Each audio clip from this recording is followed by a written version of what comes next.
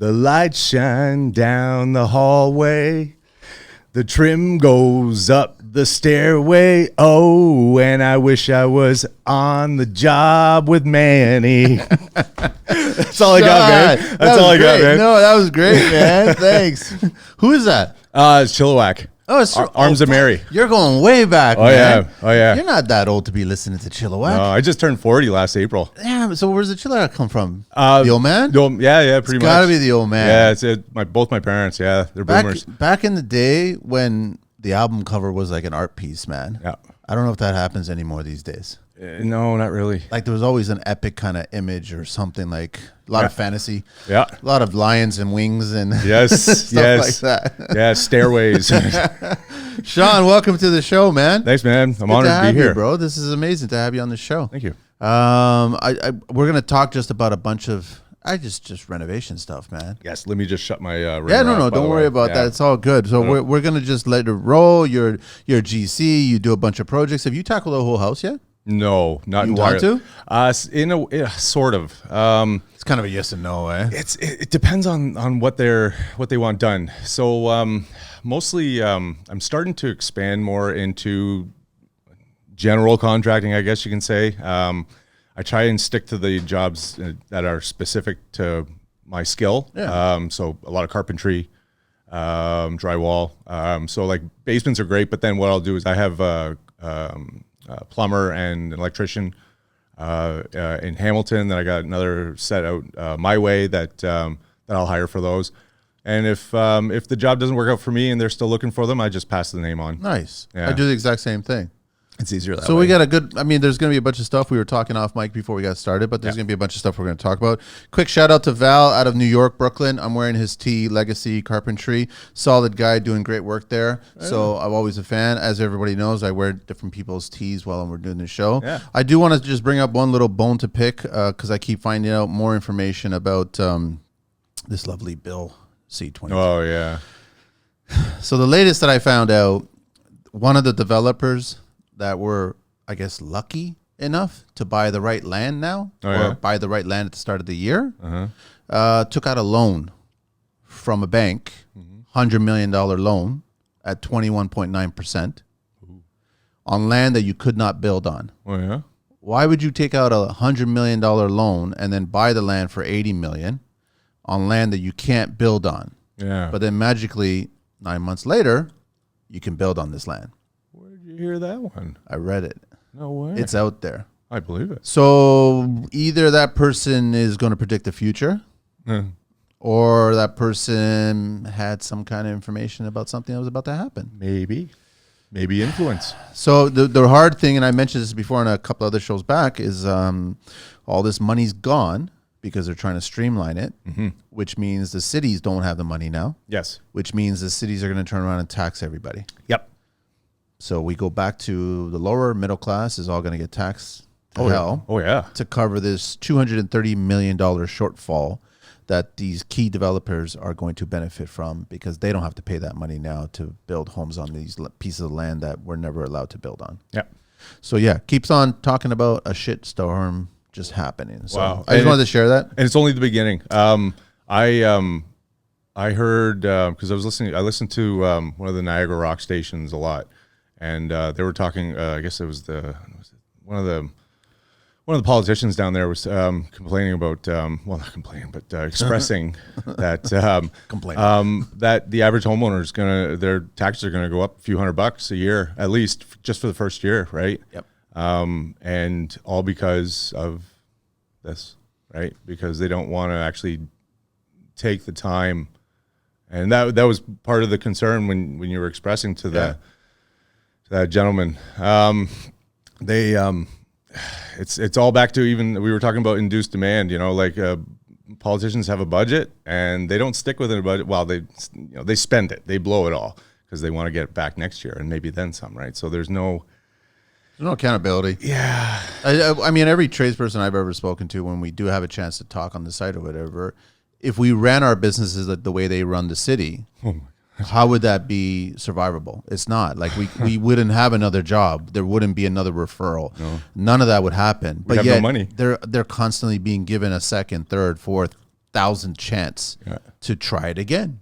Try it again. And then when their term is up, they're like, oops, sorry, I guess it didn't work. But re-elect me, please. Or shift me around to another city, another department, another whatever that you have no experience for. And it's a shame. And then we're stuck in the middle. And we're trying to just learn an honest living. And we're dealing with, I mean, I guess material nowadays are not crazy. I consider it more acceptable material costs now. You know what? I think acceptable is probably the best way to do it. They kind of kissed you first before they did it, right? It's 100%. They eased you into it. But yeah, it's still outrageous. And then trying to explain to the client, it's most of my price, or if I'm doing the whole package, is material. And they get it, which is pretty good. The ones that don't, I've tried to find someone cheaper. Yeah, it's about the dollar, and I get it. I'm not going to knock them. Everyone's tight. Budgets. Would they really need, especially if there's rentals or rooms in the house that are falling apart. Like everyone thinks that renovations are designed or built, even though if you do use the top-notch quality materials, labor, everything, it still requires maintenance, and eventually it will kind of start to fall apart if you don't take care of it. So a lot of homes are probably at that point where it's 20, 25 years, 30 years, and it is literally falling apart. So now you've got vice grip on your shower handle, and that's what you're using. Like we've all been, we've seen it, I've all done it, and all of a sudden you're like, okay, we really need to reno. But now it's conscious, like it's just the numbers. Yeah, exactly. Be careful, right? Yeah. We're getting way ahead of ourselves, Sean. Oh, that's okay, man. I got to give up the deets here, man.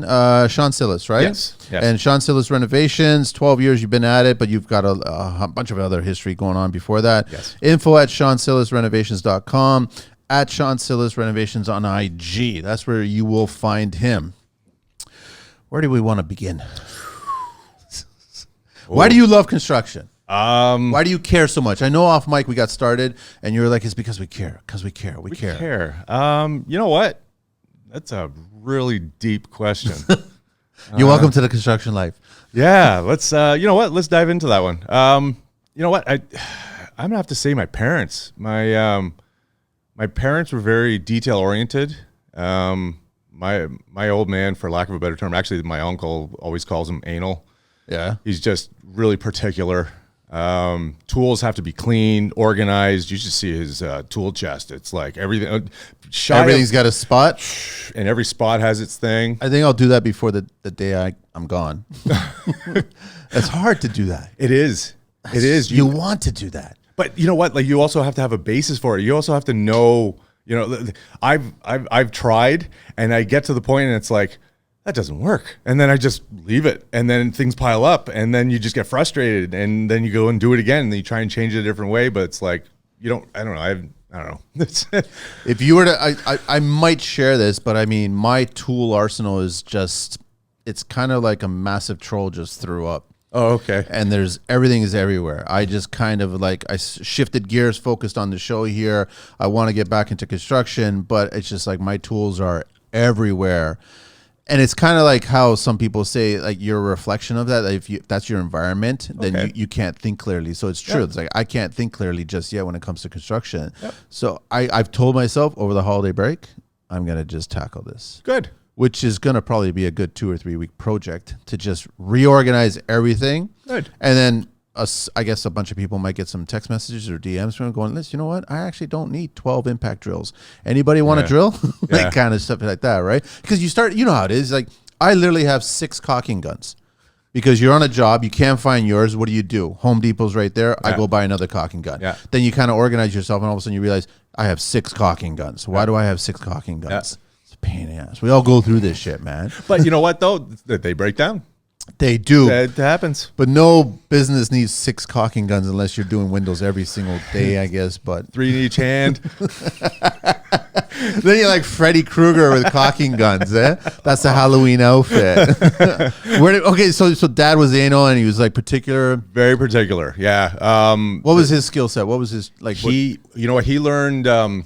He learned early on from my uncle, his older brother, how to do carpentry. They used to go into estate homes. He used to clean them out. He used to also just go in and do renovations for them. He got into the ironworkers in the 70s. My other uncle, his other brother, got him in, and he was over about 44, 45 years before he retired. Wow. Yeah. So he worked, and we were out of the Hamilton local 736, and our jurisdiction ran from Niagara up to the Ford plant, just before the Ford plant, because we handed it off to Toronto. But we also got the Bruce. So like the span was massive. So you could get called up to the Bruce as an apprentice. If you got called up to the Bruce, you're going, because they owned you as an apprentice. Ironworker is a tough job, man. It's a very, very tough job. That's it's like 1,000% blue collar. Like, yes, you gotta love it. yes, Yeah. You know what? I did love it, but I loved the business and home renovations so much more. Really? Huh? Yeah, I respect what they do. Some of these guys, these skywalkers, are unbelievable. Like the balance that these guys have. They A lot of respect for them. oh man, and they can connect the building in, like, in a day, like the popsicle stand in a day, easy. Pack up the crane, they're gone. I drive by, I'll stop sometimes, and I'll just in awe. Yeah, I'm just in awe. it is probably the coolest job. Yeah. I have to admit. Yeah. Yeah, but I did a few structural jobs, and it was fun. You're outside. The only although my old man always said, you have to get your legs, because it's one thing to not be afraid of heights, because I'm not afraid of heights. It's another thing to be on a 6-inch beam, 300 feet above the ground, carrying 2 buckets of bolts. You got all your stuff on. Yeah, you might be wrapped around coiled around the beam, but You got to know. man. Yeah. Oh yeah. And then there's lots of other things. Some of the other guys would say, hey, they'll be walking across a channel, 3-inch flange channel, and they're all, yeah, well, if it starts wobbling, don't stop. That's how you fall. It's like, I'm not walking over that, man. No way. Don't stop. Don't stop. Just keep going. Yeah. So anyways, but so I did a bunch of those. I had everyone. I worked for everyone from the great GFs to the screamers. The vulgar, just downright. Yeah. The characters. Oh yes, that's a very soft way of putting it. And then I worked for a lot of great guys that I did structural for, that we'd jump over to the car plants, and we do like little structure in the car plants, because we'd be changing out the conveyor lines. Yeah, they always need that. They're always modifying stuff. Twice a year. Yeah. They would do their shutdowns, the summer shutdown and the winter shutdown. They were great because you're inside. Structural iron worker was really dependent on weather, and there was a joke on the job. If it was going to rain, some guys would go outside and in the dirt, in the footprint, and they'd make their circle. And they say how many rain droplets would fall in that, and they're gone. Some guys' circles were bigger than others, and it was funny though. But yeah, there was a lot of that. But anyways, we go into the car plants and we do 7/12s for 2 weeks, and great money. Oh yeah, absolutely. And you'd work with multi-trade. With the ironworkers, they had a contract with the car plants where we were 50-50 with the millwrights, because a lot of our work crossed over. Yeah. And so I'd be putting up structural with some of the millwrights, and most of them didn't know what they were doing, which was fine. And as they're in their wheelhouse, man. And that's fine. That's it. Because Yeah. when I went to go work with them, changing out gears and conveyors, I learned. I learned from those guys. And then I'd work with a millwright. There was this one millwright, I can't remember his bloody name, but he was a deadly iron worker. But Old guy, young guy? no, he was young. He was only a couple years older than me. Wow. And he had the full gear with spud wrenches and the whole shebang. And as an apprentice, I was an apprentice. He was still showing me how to connect and stuff. My old man would be in the Broderson, getting ready to fire the piece up in the air, and then he'd be like, okay, so now you take your spud, and this is like, I think, of my first year or something like that, and you take your spud, don't put your fingers there, or the biggest expression I tell my co-op student this too: don't put your fingers where you won't put your dick. Cover your ears. So that kind of thing. That's a good one. I like that. Yeah. So I learned that. Some guys have to stop there and think. Yeah, and that's an easy one. So he was really, really good. He was out of Sarnia, so I was thankful for that. But so I do a lot of car plant jobs. I worked for a lot of really good tradesmen, and I still kept contact with them. But in the back of your head, you were always thinking, I just couldn't get into it. It felt very lonely. Even though like I'm with the crew, we might be doing 12-hour days, and then like my cousin, because my cousin's an iron worker as well, so he'd show up for the afternoon shift, and he'd be the pusher for the afternoon shift. We'd cross over, we'd shoot shit. It was all jokes and fun. Yeah. But the drive there was very lonely. You learned what you were going to learn. Is that what you were feeling? I think that's kind of what I accepted at the end. I learned what I learned. I'm glad I did it. But it's time to go back to what I loved. But I bet you it shaped you to the GC that you are today. You know what? It probably did. And I'm actually calling myself. I'm calling myself. Sorry. No, that's fine. I'm stopping myself short of calling myself a GC. The only reason is because even though I might call in my electrician and plumber, HVAC, the specialized licensed trades. Most of the stuff I do myself, and the other thing was rebranding, because contractors in general, you talk to any client, you tell them the word contractor, what do they think? Messy, sloppy, doesn't come around. They have an image. They have an image, right? Yeah. So I wanted to portray what was me. So I last about a year and a half ago, before I got back into business, I was at home doing, watching the kids while they're online, and I had people knocking on my door by the end of school year of 21, and they were asking me to do rentals, and I just looked at my wife and I'm like, you know what? I don't want to go back to the ironworkers. I was miserable. I was never seeing the kids or her, and like the divorce rate in the ironworkers is absolutely atrocious. It's huge. I can imagine. Oh my God. So, and I didn't want that. So I told her that I'm going to change, because the first time, my first business was the business I didn't know how to run. So all the way up until now, you were an employee, basically, but not a business person. No, and which basically, so you're the typical contractor tradesperson. Yeah. But I still cared back then. Yeah. If something business wise is what I was talking about. Oh yeah. A lot of tradespeople don't understand the business side of the business. You're absolutely right. Yeah. They don't. And I started. Here's another thing too. I kind of jump all over the place. Yeah, so dude, hopefully you're editing. I'm following. I'm following all of it. I teach karate as well. Yeah. Really? I know. You know what? I get the exact same look every time. I'm not surprised. I'm like, that's amazing, man. That's when did you start that? Okay, so I started martial art. I started karate when I was 10. I did it for a year with my cousins. I'm from Stony Creek, east end of Hamilton. Where you need it. Yes. Yeah, pretty much. If you ever need it. If you ever need it. Yes. And I did it for a year. And then my parents pulled me out. And then when I was 13, I went back into it, but a different club. So my other friends were in, and I was in there till about 25. The club dissolved because they were pushed out by the landlord. Landlord wanted his sister into the basement. She was a dental hygienist, so he jacked the price. Yeah. They couldn't afford it.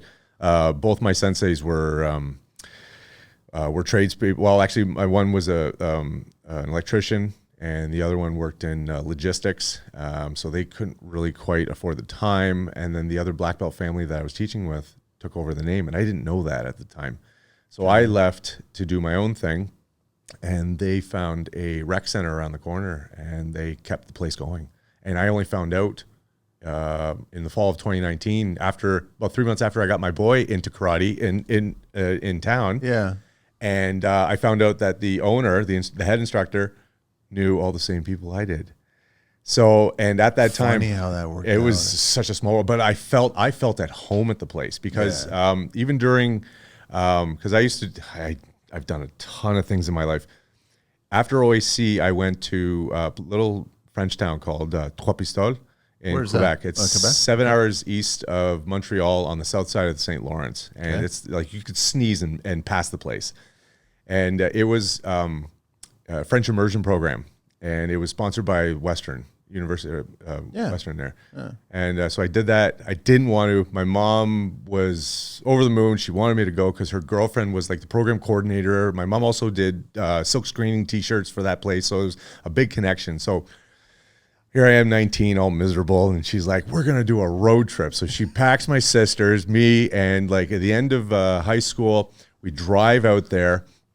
And we get out there a day early. I meet the family because it's billet style. And like when all the students finally showed up, it was like the best time I ever had. I did it for 3 years.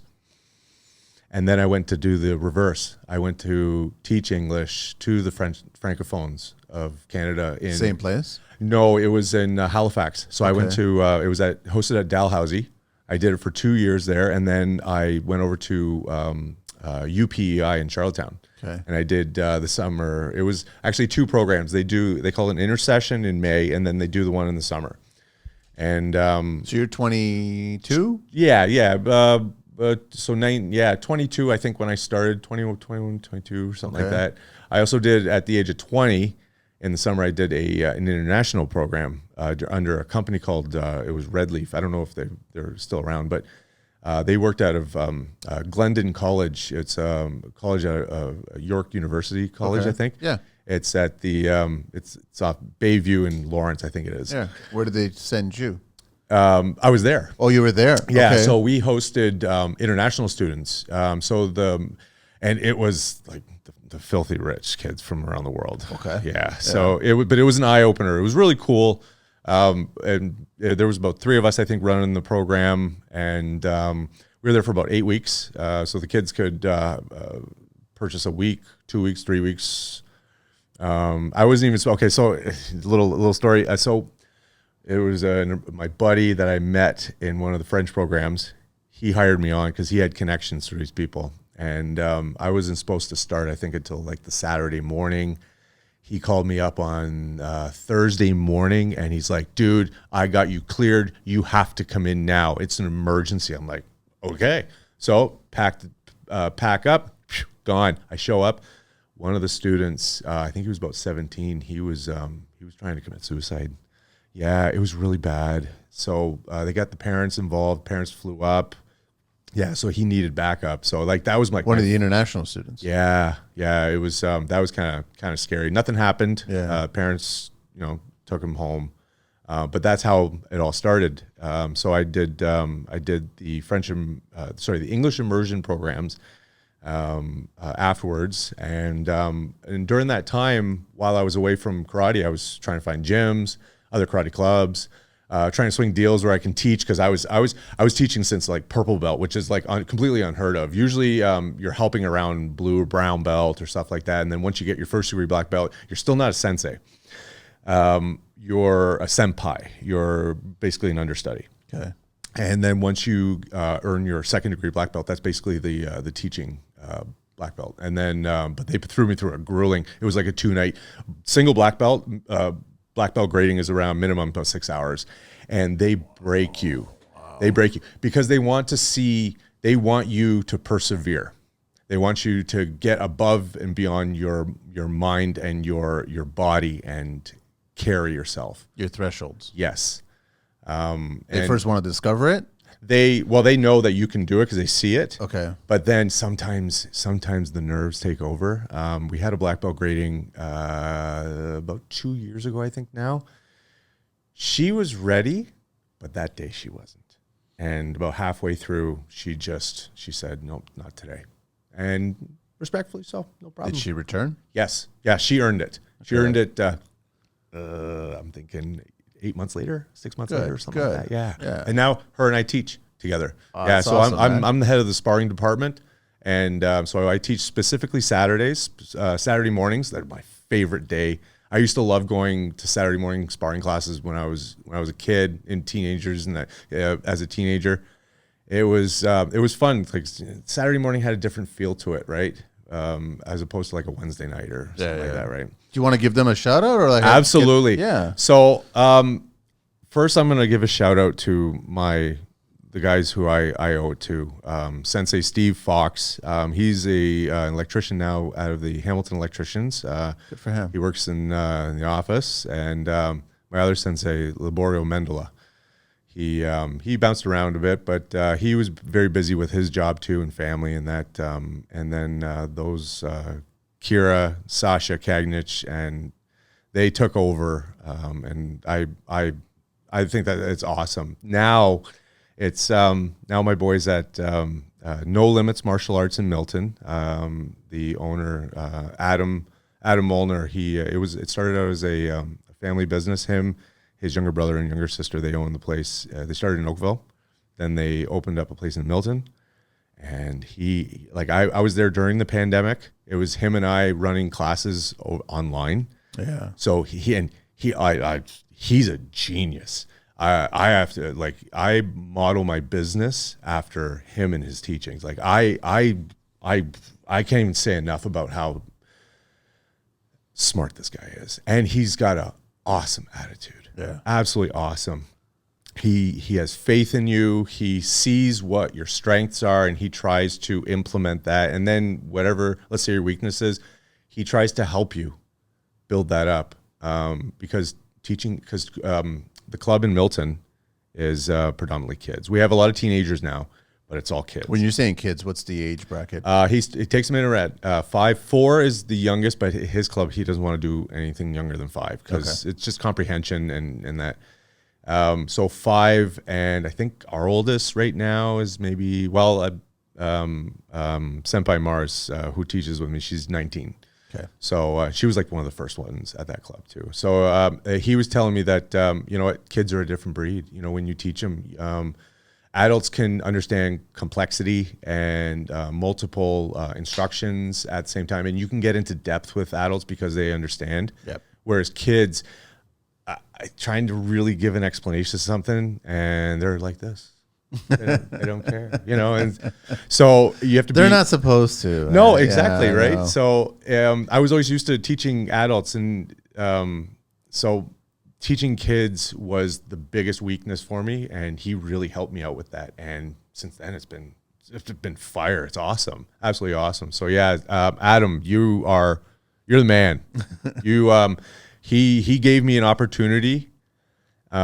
Because at that time, just before pandemic, I also went to Humber for pre-service fire and emergency. Holy cow, Sean! Like how much? I'm that guy. I've had ADD since I was a little kid. I can't stick to one thing. But once I find my passion and my love, then I stick with it. But did you follow through with the fire? I tried, but you know what? That was the other thing when I was saying you were talking about earlier. What's with everyone being on time? Well, about 2 years ago, and before that, I would have been a disaster. Yeah. I couldn't get my shit together at all. I couldn't do it, and I let it go, and it became too late. And now the minimum requirements are way too much. I looked back into it. It would have costed me another year of schooling. And what I earned at college there was let's say like half the program now. So I couldn't just take the other half. I had to take it all over again. Yeah, so you know, minimum like $15,000, another year of schooling, and then all that loss of work, maybe all that time away from family. And I just sat with my wife, and that's when, you know, that following summer it was like, you know what, this is what I love. This is what I love doing. But she said flat out, you better smarten up with the business because I want to see you, and the money. I had to get a better grip on finances, so scheduling and everything. Yeah. Scheduling's huge. Yeah, but the problem is that no tradespeople most of the time in the beginning don't schedule their personal time. Nope. Family, kids, and yourself. Yeah. Like that should be a part of your, okay, we got a bathroom this week. We got a kitchen next week. We got like family, significant other, your kids, and yourself. You're right. It's like you have to put that into this, as cheesy as that may sound, like you actually make the time for it, but you have to make the time for it. You have to. And you have to figure out how. That's the biggest part. People can say it all they want, and I said it all I wanted, but I had to figure out how to do it. So I made it a rule in the beginning. I'm not working weekends. Good for you. Yeah, no more weekends. I made that rule early on too. Try to avoid Saturdays. Never see me on a Sunday. Yes, absolutely. But I've also had a little caveat for myself. I would keep my phone available because I do different, right? So it's a missed opportunity, yes. But then again, I also care about what the client, because I do get calls from clients, and they've, like some of my clients, they love getting their hands dirty and doing things as well. And that's no problem. So I'll teach them things, and I've had repeat clients where I've gone back and I'll be able to say, okay, cut me this at this length. Yeah. They can go and do it. Really? Yeah. So it's kind of, I don't know. Feels good. with the calls, did you ever get like cry wolf calls from the clients? They think it's an emergency on that side, but it's not really an emergency, but they still want to reach out to you and call you or text you. It could be 9 o'clock at night or something like that. You know what? I don't know if I don't know if I'd call it a cry wolf yet. Maybe it's how I select my clients. I don't know. But usually a lot of them, because some of them are doing it themselves. Like the one client now, the basement where I met my buddy there from iTile Design. Yeah. We're actually going to be partnering shortly on some en-suites. And so he did the tile in the bathroom. So now the homeowner wanted to caulk the bathroom, do a little bit of baseboard work. So he would call me, 2 or 3 times on a Saturday, just ask me questions about something. Hey, no problem. So or just the simple text and stuff, and then when it's done, he's sending me the pictures, and it's glory. He's proud. It's great, and I love it. But he's the kind of client where I can go and have a beer. I can go and hang out.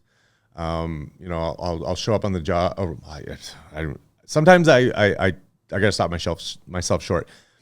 I always say that I'm very conscientious about the fact that it's their home. I know it's my job site, but it's still their home. Yeah, it's always going to be there. It's always going to be. And I want to treat it as such, right? So I'll show up at their home for work, and the wife will, his wife will answer the door, and she's in a robe, and hey, we're very, very comfortable. We talk for a little bit, and then I head downstairs, and he's downstairs pilling around with something, then we chat for a little bit, and which is fine. I enjoy that, Goes back to caring. It does. Goes back to caring, man. Yeah. You're caring about construction. You're caring about the clients. I do. I really do. Yeah. We got more to talk, but I want to do a little history in construction. This actually might be right up your alley. History of the shaker. Ooh, your favorite door. The United Society of Believers in Christ's Second Appearing, a.k.a. Shakers, were a small radical group of religious settlers following the teachings of Prophet Anne Lee. They originated from England and settled in the Northeast in the 1780s. They were known for their simple living, intense work ethic, and original crafts. Early Shaker furniture craftsmen focused on simplicity, integrity, believing ornamentation was a sin of pride. Shakers built their furniture from wood in the area, such as pine, maple, ash, birch, cherry, hickory, butternut, beech, walnut, oak, and poplar. Unlike the Amish, the Shakers embraced the technology that increased efficiency, believing they were saving the time that belonged to God. They were among the first Americans to try mass production. Today's Shaker is one of the most popular styles, known for its minimalist look. It is characterized by straight, tapered legs and mushroom-shaped wooden knobs. Interesting. I had no idea that's where Shaker came from. Hey, that's pretty cool.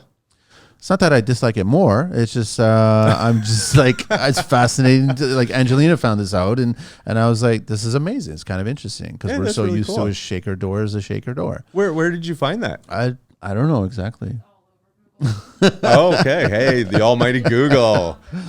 So it's just interesting that there's every tradesperson, everything that we work with and touch, there's an origin to it. There is. It starts. Something Absolutely. starts, right? Yeah. So Sean, okay, so now that you're in your third life, yep, and completed so much, which is but I honestly believe that you learning and teaching martial arts has dramatically helped you as a tradesperson. Yes. Because dealing with scenarios that we come up with all the time. Yes. On every single job site with every client. And you probably revert back to your teachings. Yes. And it helps you, man. It does. So I totally encourage a lot of people to do it. I know Carlito's a big fan of that as well, too. Yes. Was it Taekwondo? Yeah. Yes. That's right. Was he? I'm trying to remember exactly. When he talks a lot, I kind of tune out, right? So it's just how it is because he talks a lot, right? But he's got the same discipline and he respects that, and he's also very respectful of other people that take any kind of training. Yes. That way, right? So that in the military and farmers, all connected, right? They're a special group of people. There's a discipline. Yes. There's a silver lining discipline between all of them, I find. Yeah. And the biggest question when people find out I'm a black belt is, have you ever used it? And like, I know that they're looking for that glorified, oh yeah, I hook kicked this guy in the side of the head. He did a barrel roll down, whatever. The Chuck Norris stories. Yeah. But I always say, yeah, I have. And they go, oh, really? And I'm like, well, yeah, I was able to evade this fight or diffuse the situation. And they're like, well, that's the first level of it. And you're right. Taking what I've learned, it's ingrained in me now. It's second nature. Yeah. And diffusing a client or another tradesperson. And we all know how temperamental some of them can be. Some of us can get. Yeah. No, it's true. Right. So it's gotten me to this point. That's why I still have all my teeth. It's interesting. If a client were to ask me, and if I was trained that way, I'd probably say I'm my last client for the last payment. I'm kidding, but in the back of their head, they're thinking, is he kidding? Is he not kidding? What's going on? No, and that's what Carlito did teach me. He's like, it's designed, the training is there for you not to use it. Yes. Right? That's key. Yes. So, it's not even most people think that it was created as a last resort. It's not even created as a last resort. Because once you use it, that's the line. It's done. One of the books that I read on karate history, and that was two tigers are about to fight. One's going to die and the other one's going to be maimed, So, and that's kind of the thought, whenever I come into any kind of situation like that. It just doesn't really happen very often. Let's be honest. Like, I'm 6'2", I'm 230 pounds. Like, not many people, and I've got a pretty good demeanor. Yeah. I'm not confrontational. I don't have an ego. I always say confident over cocky, assertive over aggressive, and you'll be fine. But you probably keep it to yourself with a lot of clients. Like, you don't let them know, or do you let them know? I usually do. I'm pretty open with my clients. Okay. If I show up at somebody's house and they've got, a full martial arts, corner, and it's like, then I'll open it up and say yes. But if it comes out in conversation, I don't hide it. Yeah. But it's definitely helped you as a business person, as a tradesperson. Especially now. Yes. It's the dedication and the focus, the self-discipline is, and I teach my students because they don't understand the concept of they can understand focus, but they don't really understand mentally what focus means. So when it comes to self-discipline, I always try and tell them it's a muscle in your brain. It's like you going to school, you're trying to build that muscle. Self-discipline is the same thing. It's like you tell yourself not to do something, you better not do it. You want to. Like when we put them in, we tell the students to go into an attention stance. You're standing like a statue. It's very militaristic, right? Because when it came over from Okinawa to mainland Japan, they were very militaristic. Yeah.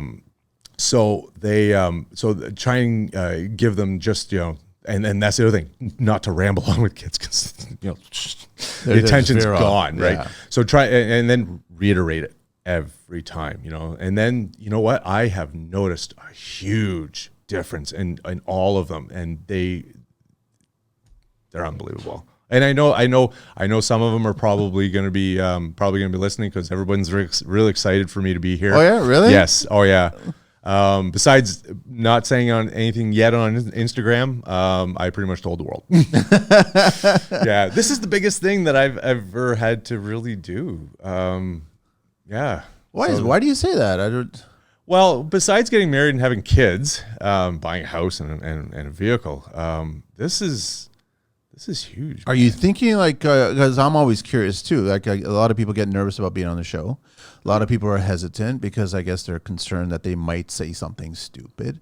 And I'm like, okay, yeah, but I mean, I don't think anybody has. I think everybody's been nice, and it's more about sharing it and influencing other people. And whoever's listening, they might take something from it, right? I honestly believe that every single show that's been recorded, and there's been many, there's lots of great information coming from a lot of people that are in this business or out of this business or care about this business. Or even like you had clients on that one time. Yeah. I'm sorry, I'm not up to date either. I was just saying to your assistant there, sorry, what's your name again? Angelina. Angelina, sorry. You know what? My wife's name is Angelica. I should know that.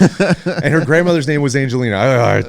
There we go. I was just saying to Angelina that I just went off on a tangent there and I totally forgot where I was. About the clients, to show the clients, and I was talking to the clients. I wanted to get their perspective. Yes, and I'm not up to date on, I think I went through the full first season, and I started handpicking the second season. Yeah, of course. But the clients episode was great. And when I talk to potential clients or even just my neighbors, I tell them that this show is not specifically geared to tradespeople. No, it's for homeowners. Yep. Like in my opinion, because they can learn a lot, and that's what I try and bring to the table too when I work for some people, because some people are hands off. I have a client that's coming up in the new year. He's 100% hands off. He's only just pointing. I like that, which is fine, totally fine. And we like direction. Yes, yeah, that's why I got married. But. Then I have clients where they want to be involved, yes, and they want to be next to me, and that's fine. Okay, so then I kind of I have a price for that too, but but I show them the proper way of doing things, and I start right from scratch. And like I said before, I get a chance to come back. That's the other thing I try and tell people is I want to be invited back. I don't want to get called back. Yes, ever. You don't make money off of callbacks. No, you make money from being invited back. Yes, right. And that being invited back is an honor. But when I get invited back, and they still want to get their hands dirty, which is great because now they know more. But yeah, it's. I've had clients like that too, and I know that a lot of clients listen to the show, and obviously, there's quite a bit of truth. I don't sugarcoat it when it comes to the client, construction tradesperson connection and how that relationship all works. And, they have their wheelhouse, we have our wheelhouse. And it's just, if you're hiring a professional, I've always been, as you've heard on the show and so many people, we're professionals. Yeah. We're no different than any other professional you might deal with, right? But I've had lots of clients that I've done work for, and then all of a sudden they reach out and they'll talk to me, and then they're like, listen, I want to do my own built-in. Would you mind if I pick your brain? And I'm like, sure, shoot. Yes. And I'll come by and I'll sit down. Most of the time there's food and wine and lots of chatter. And I'm like, okay, food and wine and lots of chatter about construction. I'm there. Right on. And then I'll educate them. And then all of a sudden they're like, okay, how do you do this? How do you do this? How do you do that? And I'll give them my 2 cents. And then they want to accomplish it themselves, which is great. Yeah. Right. But then there's also certain things that it's like too big. And they're like, just hire somebody. Would you recommend somebody, Manny? I was going, of course, I'll recommend so many people. Yes. And then, so I like those kinds of, and now you're adding to a better product. Yes. That's what I like about it. And you're also and I've learned that you're also adding to your product too, because you, correct me if I'm wrong, you're at the point where you can do that. And I want to get to that point where I can give back and not have to worry about any kind of financial anything, right? Well, I'm not quite there, but I'm getting there. Well, you can show up and you can help them out. Yes. And I'm at the point where I'm still kind of in the infancy stage of progress and success.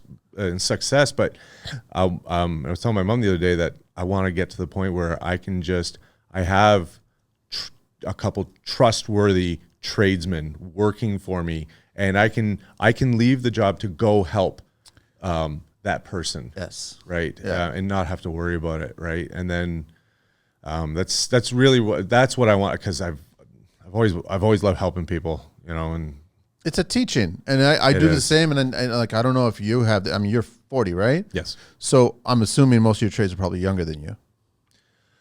What the Just trades in general, either it's subcontractors or anybody that you work with? No, not really. Like my plumber is a year older than me. Electrician's 3 years older than me. My other electrician out of Milton, he's a couple years younger than me. The plumber's about my age. So you guys are all the same circle then. Yeah, more or less. All of my guys are all younger. Okay. And they don't know everything.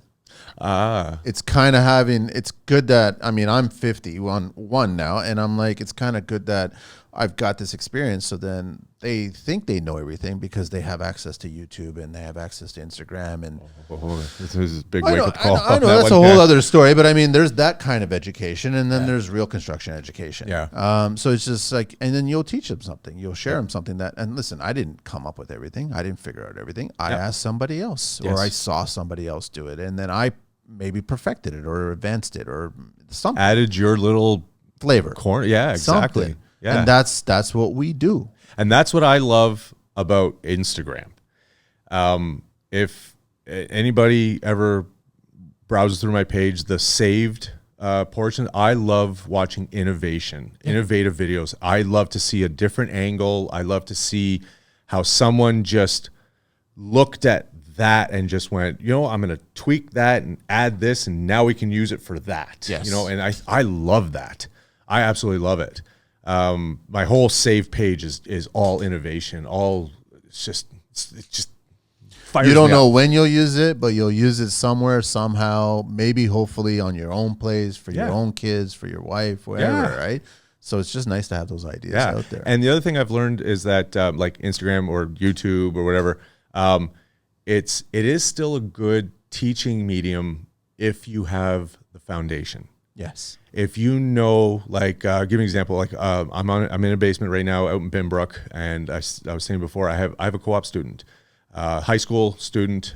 He needs so many hours, and he knows he couldn't read a tape. He knew absolutely nothing. He didn't know how to read a tape measure? Well, listen, in all fairness to him, I've been told a lot of college trade students don't even know how to read a tape measure. I believe it. That scares me.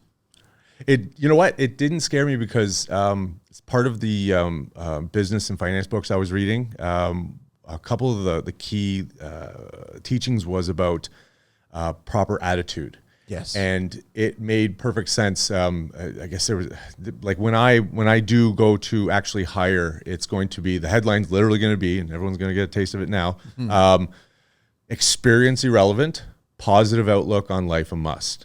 Because skills can be trained. Your personality and attitude, I can't train that. No, not at all. And this kid has the attitude. He's eager. He's hungry. He's easy to get along with, which is great. How old is he? He's 18. 18. Yes, and he's a hockey player. He plays for the Burlington Junior A's, so he travels all the time. He plays hockey every day, and he doesn't argue.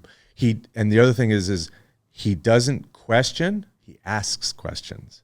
Nice, right? So, which is great because then and also it's also a learning experience for me because now I have somebody to mentor and teach. So now I'm in the middle of something. He's done, or he's halfway done whatever I've given him, and he comes over and he'll ask me, questions. So I got to stop what I'm doing, then go over, see what he's talking about, give him explanations, get him to try it out or whatever. Like right now we're in a basement doing, we're finishing up the drywall. The previous homeowner did the framing and the drywall.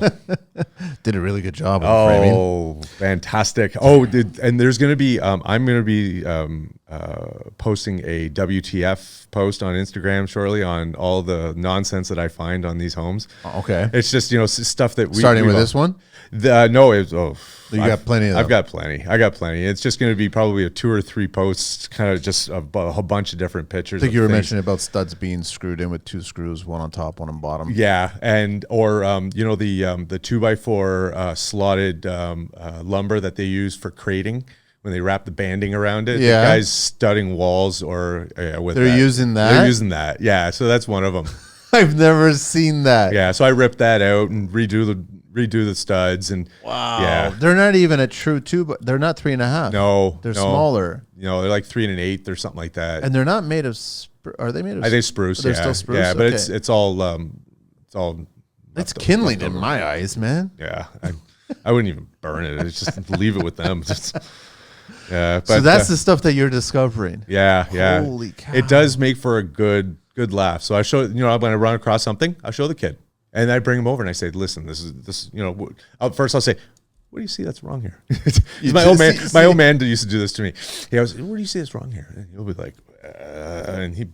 What? And so I'll show him and explain why and stuff like that. And then I'll get him to, usually I'll try and take the first piece out because a lot of it, and I remember back in the ironworkers, when we were doing demolition, it was a different mentality. Like it's one thing to throw up a building, but when you're tearing it down, you have to be very specific on pieces that you take out.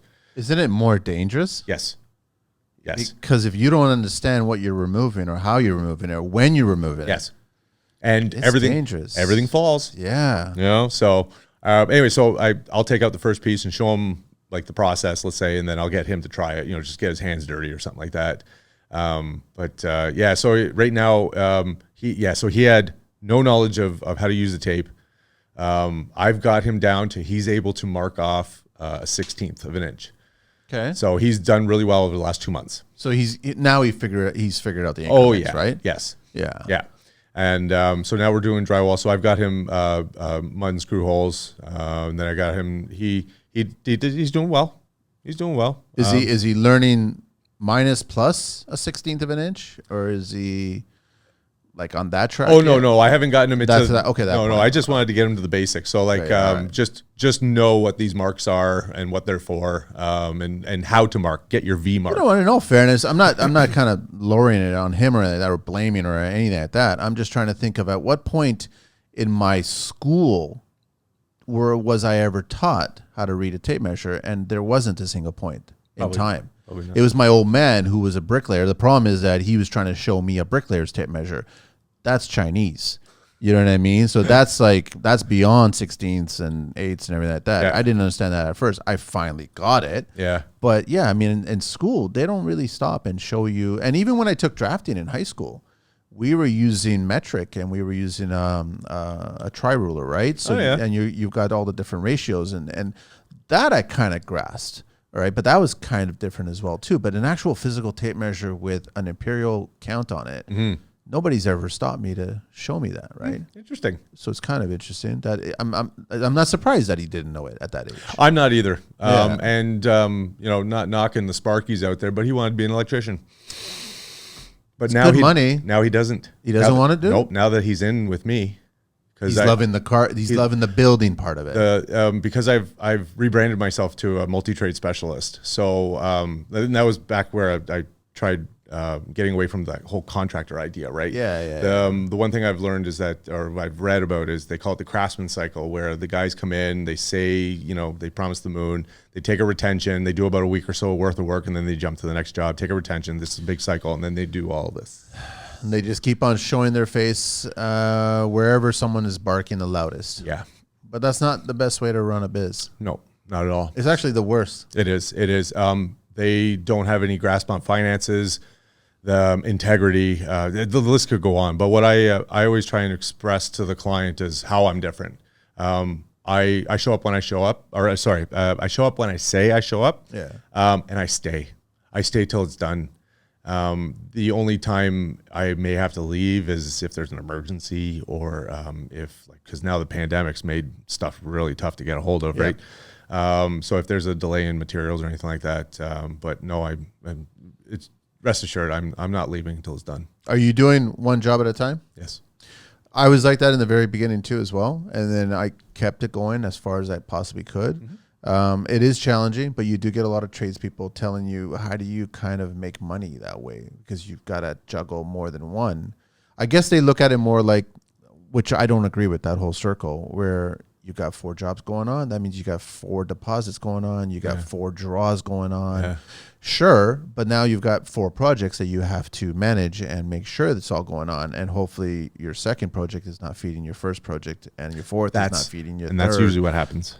Yeah, that's the Peter Paul thing happens very quickly before you even realize it. You blink and it happened. It's happening. And that's I never did that before, even in my first business. I stayed till the job was done. Yeah.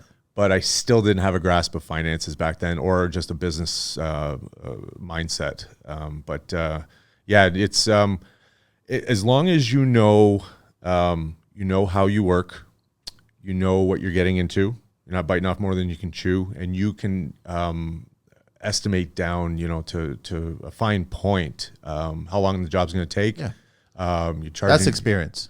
That's experience. Yeah. That's still, because like this one here, there's nothing out of the ordinary that I'm finding on the job, but I'm finding some things that are taking a little bit longer than normal. But I'm not going to go back to the client and go, hey, you owe me more money. That's on me. You have to weigh it. You have to look at it and go, okay, well, I mean, I'm going to go back for $200. I'm going to go back for $500. And what's that going to do? It's just going to sour everything. Yeah, exactly. And I'm not learning from it because now I'm worried. So because I keep a daily log on everything. Good. I bring my briefcase everywhere I go just in case. But I've got a notebook on. I'm writing out standing operating procedures on labor. I'm starting in administration as well because of how I run the office. It's just a room at home, but I have everything. Still an office. It's still an office, and it still functions as one. So I've got my cork boards. They're all sectioned off. I even got into. I've got like 19 different accounts. And everything has a purpose, percentage. Yep. It's just you're running a business. I'm running a Where'd business. you get this, Sean? Though, like, did you read something? Yes. Okay. So going back to Adam, my karate partner, he started reading these books called Profit First by Mike Michalowicz. Okay. And so he,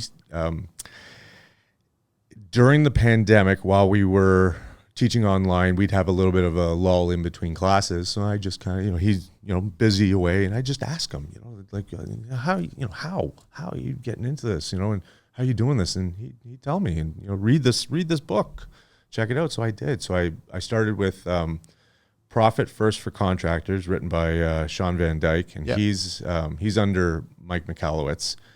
And then from there, I bought the Toilet Paper Entrepreneur, Pumpkin Plant. I'm probably about 9 different books deep. I even bought, actually, the very first book I bought was Rich Dad Poor Dad.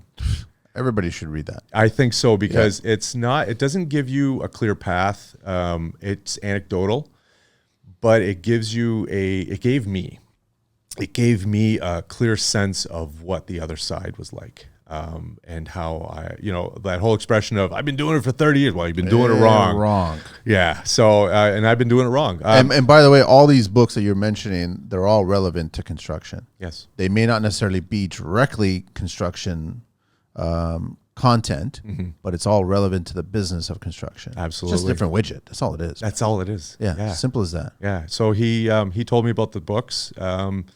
And it's been a firestorm since. And it's mostly all audiobooks. I bought a couple paperbacks, mostly stocks and stuff like that. So I got into them as well, investments. But you're driving around. You're in the truck. You're like going to a job site, coming to pick up material, going to clients, leads, estimates. Yeah. Have that stuff going on instead of the latest Chilliwack. Yeah, exactly. I'll save Chilliwack for on the job, and it's good that you're doing that. It's amazing that and then are you spreading that with the co-op kid? Yes. Okay, so he's kind of getting, because it's too easy for us tradespeople to have someone new on the site and just be 100% construction on the hands and tools and all this other crap. Mm-hmm. There's the mind part of the business, man. Yes. Like you got to kind of sprinkle that in there as well too. I think that's what's different about the old dogs. They were all about the skills on site. They weren't so much about running the business. Mm-hmm. But I think all the new dogs, they're all about both sides now. Yeah. And they're trying to share both sides. There's a lot more exposure to nowadays because there's a lot more successful people, I think, maybe because of the social media aspect. And back then, things were kind of black and white, I guess. The old boy go to work, he'd do, work his hands to the bone, come home, dinner was ready. The old way, right? Yeah.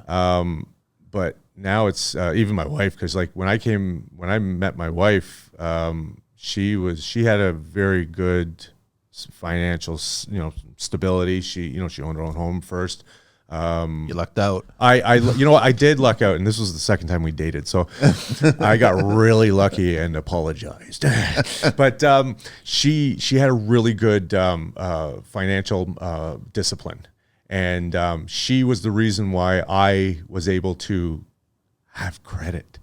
It was I didn't have credit before. In my 20s were a mess. Yeah, we all are. Disaster. And not only just financial. There was a lot of bad choices in my 20s. So I cleaned up. I smartened up. And that started with her. So I owe her everything. Absolutely everything. And now it's adding to the business. Oh, is successful it business? She can see it like she every second Friday. She's like, "Yay!" So the ultimatum worked. It did. It totally worked. It worked. Yeah. Let me do a little OBC talk here. Yes. Again, up your alley, I think, because I think on mic or off mic, you told me about the business that you had, right? Panel type underlaying for flooring. Panel type underlay must be used under ceramic tile with applied adhesive. Resilient flooring on wafer board or strand board. Resilient flooring, parquet flooring, ceramic tile, felted synthetic fiber, floor coverings, or carpeted on. Lumber subflooring or panel type subflooring with unsupported edges. Panel type underlay must be at least 6 mil thick. Panel type underlay must be fastened with staples, groove flooring nails or spiral nails spaced 150 mil apart to 200 mil. Nails must be at least 19 mil long for 6 mil underlaying. Really, it must be 3/4 of an inch for 6 mil, 1/4 inch. I guess that makes sense. Yeah, I guess so. Yeah, because if you're using all, what are those boards called? Those sheets of 1/4 inch poplar sheets of ply that are 6 mil. It's trying to remember that is right. Name. You're using 3/4, which is 19 mil, to secure that. Yeah, I can't remember the name of those boards. You do it for before you. It's prep for vinyl flooring or prep for vinyl linoleum and stuff like that. It's all prep for that's all compressed stuff, right? Staples must have at least 1.2 mil shank. Diameter or thickness of 4.7 mil. Crown be at least 22 mil long for 6 mil underlay, or 28 mil long for 7.9 mil for gradient underlay. This is a lot of stuff that I haven't done. Jeez, I never got into any of that stuff. You know what? I may have to get copies of those because well, you know what? And I'll say this, and I'll correct it as well too. That I mean, I got to still do. I got to show a post on. Well, I don't know how this is all going to work because tracks.co. She's always correcting me because I kept on saying .com or .ca. But there's a website. There's going to be a show coming out, and I'll tell you right now, and everyone's going to quickly learn. You can get all your building code information online. Oh, sweet. The whole thing. Type it in, search. It'll give you everything that's connected to it. Good. And it'll give you all the tables. It'll give you all the hyperlinks. It'll give you everything. Good. So tracks.co. Okay. You can go on there right now and sign up. It's a monthly. And then, so we did a show with them. We're going to post a show. And they walked us through the whole thing, the app and everything. Right on. So it's like you don't need those big books anymore. You need that website now. Good. So that's where we're getting a lot of this information about the OBC, which is, relevant to other people across the country. Oh, absolutely. But they're also doing codes for every province here and territories. Okay. All right. Which is very, very cool. Nice. So they started with OBC, with the Ontario Building Code. Good. Start at home. Started at home. Well, I mean, this is where I guess the majority of the population of the country is. And then a lot of the construction's going on here. We have like the highest number of small businesses that open. Yeah. And I think we have the highest number of small businesses that close. I think it's like 91% or something like that. Probably the most amount of political corruption, too. Oh, no, we're clean, right? Oh, yeah, squeaky clean. Yes. I've always said it, not necessarily everybody in a suit is squeaky clean. No. Even though we got workwear, it's all covered up in dirt and everything, we're probably cleaner than some of them. That's a whole other podcast. Yes. All right, Sean. So now from there, are you going to continue saving everybody? Because I'm off mic. We were talking about how in the beginning, all of us do that. And Carlitos have been the same way. It's like you get the phone calls, you get the emails, you get the DMs. And it's like, please help me. Please help me. Please help me. You know what? I do because I enjoy it. You enjoy it? I enjoy the challenge. I enjoy, I don't know, maybe it is part of an ego thing, a fulfillment thing to help people. It's not. I think we look at it like we have skills. Yeah. And it's not that you walk in there with your chest pumping and I can save your house, which I can save your family. No, it's like you've got this experience and this knowledge that you can share. Yeah. So it's like you're helping them out whenever you can, right? Yeah. But I think the more you grow and you learn, and I mean, I've shared I've taught a lot of guys. You know what I mean? Like you get on site and you just just teach them, right? The show is teaching all the time, right? Yes. It's got to get to a point where I can't be everywhere. And it goes back to your point about how you've got to schedule time for your family and you got to be organized. So it's like, I've got my personal life as well too. Yep. So you got to make time for that. That's true. Yeah. I do enjoy it. I don't know. I never thought about that. I probably will keep it. Only because as I scale, and I do, because I do a small amount of custom work. I have a custom railing job coming up. The problem right now is sourcing out materials because the clients want like a branch style, like a hardwood branch style railing. They do a lot of world traveling, and they were in Japan. They saw it in Japan. Yeah. But I started with, I talked to building inspectors, home inspectors, and they just gave me the same spiel. As long as it's, so-and-so, 36 high, 42. Spacing, 4-inch bit, yeah. So I thought, you know what, I'm going to run with that because I've built railings before, so I'm okay with that. I'm just going to go peg and hole style, but I got to go hardwood. Now it's sourcing. It's going to be sourcing the materials, and they know that. You going to turn your own, or are you going to get someone to turn them? I don't know yet. I want to find the stuff first. Have they shown you a picture of what? No, actually I did. They showed me a really rough picture of where they were, where they saw it, and it was really blurry. So I just started back to the almighty Google, and like a lot of my jobs, I'll take a whole whack of pictures, and then they might like, the railing on this one, the newel post on that, maybe the spacing on the spindles or how the design, and then I just kind of put it together. Yeah. I did that with a few clients in Milton.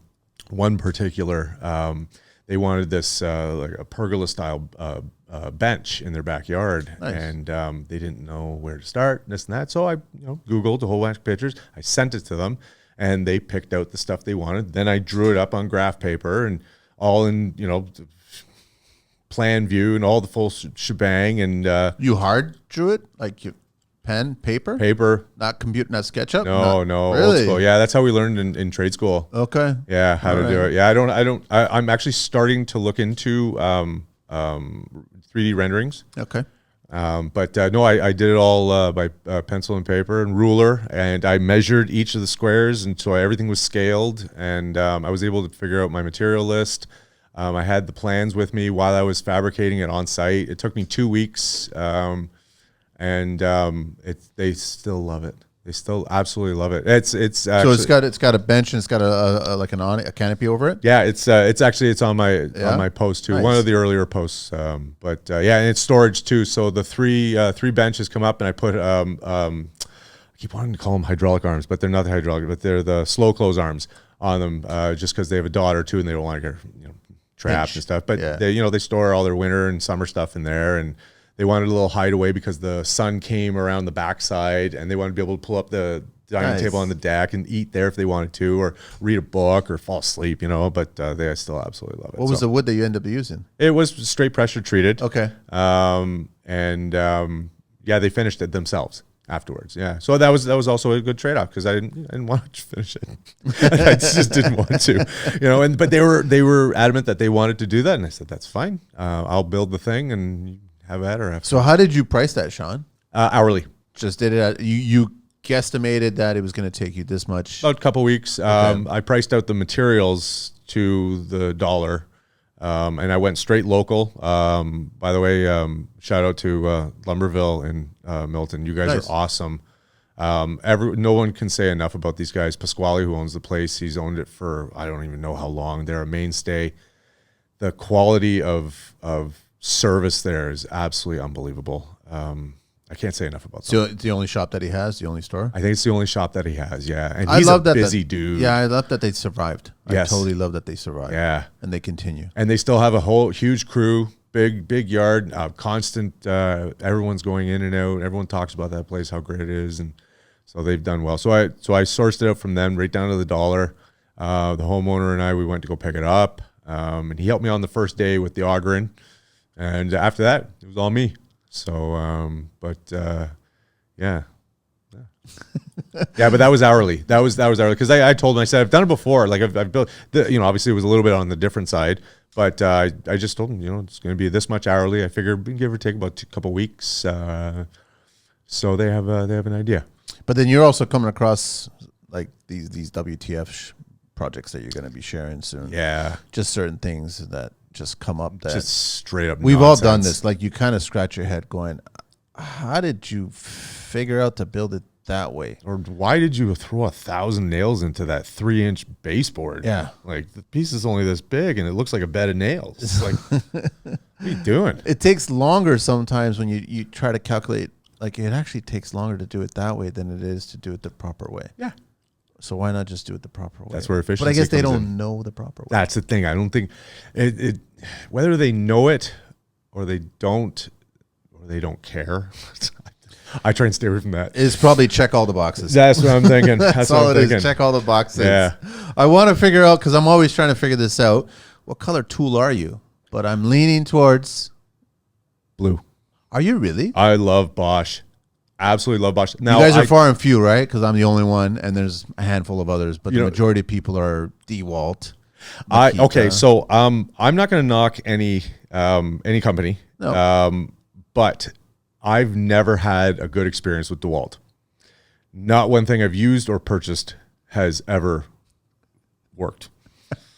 I got a funny story to So, share. so that's what that. When it comes to other things like rigid, I got a few rigid things, like their vacuum. I still have their vacuum. That vacuum with the wide hose. Yes, It's indestructible. it is. Okay, so when I first opened up in 2010, Home Depot had one of those special sale on the 6 gallon. It was $30 at the time, and they had like 2 of them left. I bought it. It just crapped out last February.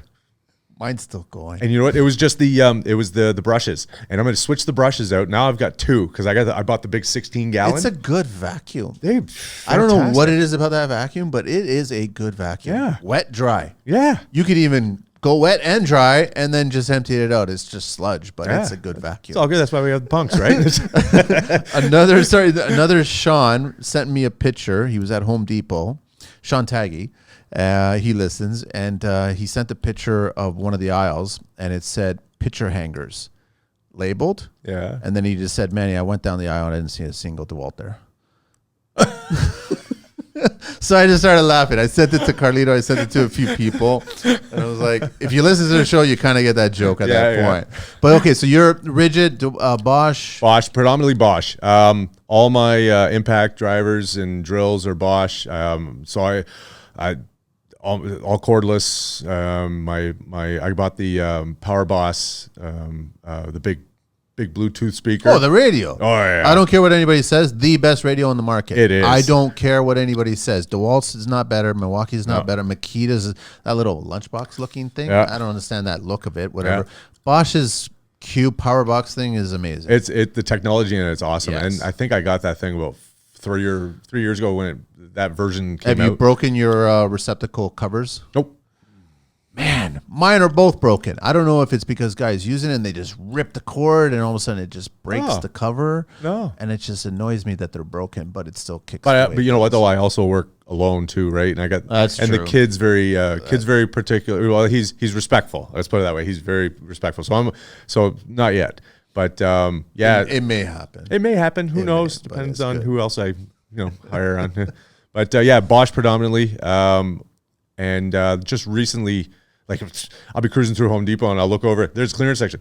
Cruise in, and I was in Hamilton heading up to the job. I had to pick up something, and I saw the glory, the Starlock brushless multi-tool for $99. The 12 or the 18? The 18 volt. Why were they selling it so cheap?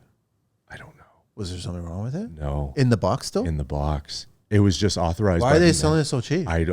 Slow moving. That's what it was. It was slow moving. So from $230 down to $99.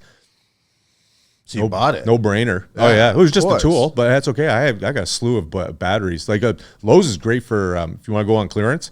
Home Depot not so much, but I find Lowe's is great for clearance tools, especially like when you're working with tight margins and stuff like that. But I think Lowe's had a big sale a few weeks ago on. Lowe's is disappearing.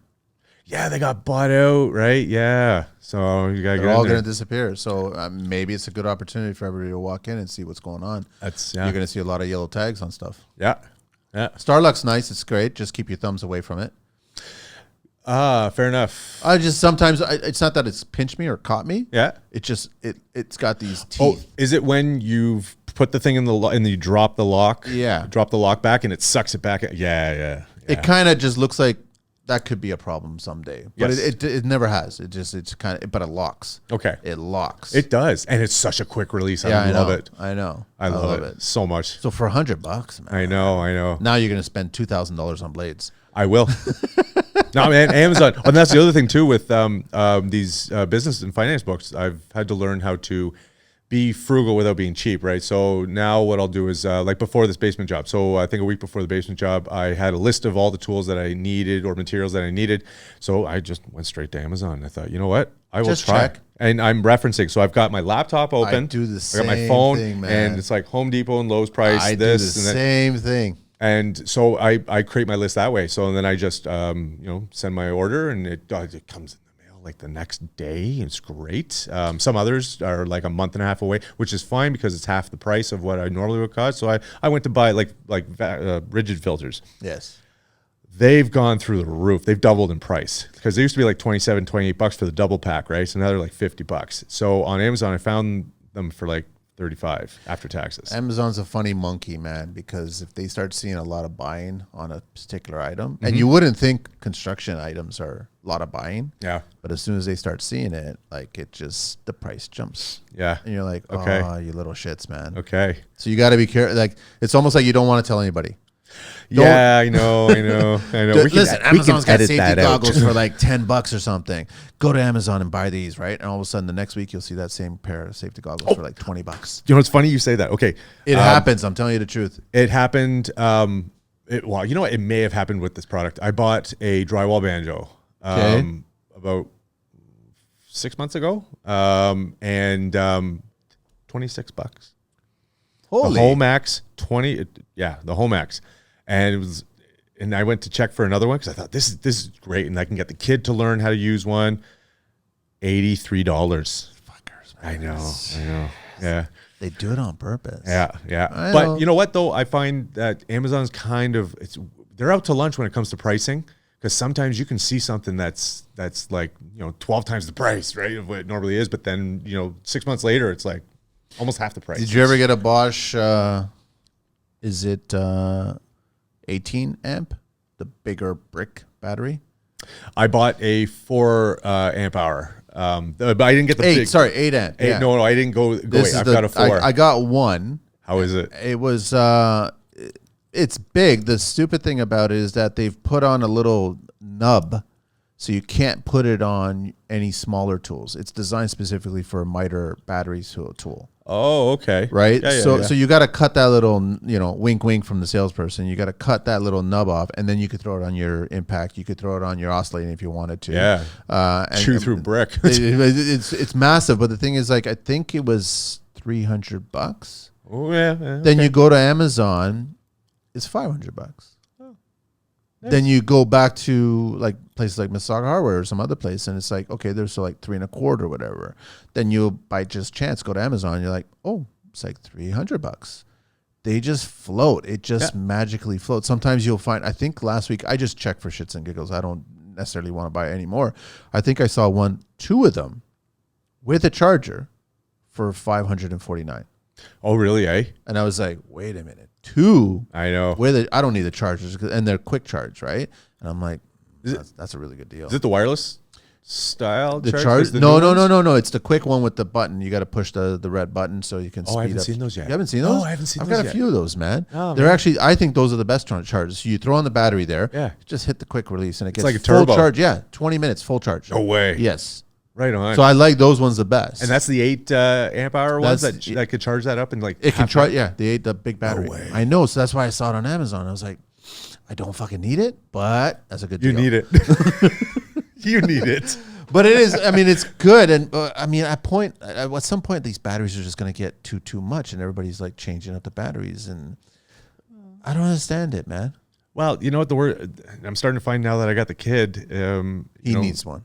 Well, yeah, like it's good to have because every day. So he gets there within about 15 minutes before me because he's a lot closer, and he's trying to get his 3 hours. So it's fine. So start at 8:30, but I give him a list the night before and I leave it at his spot.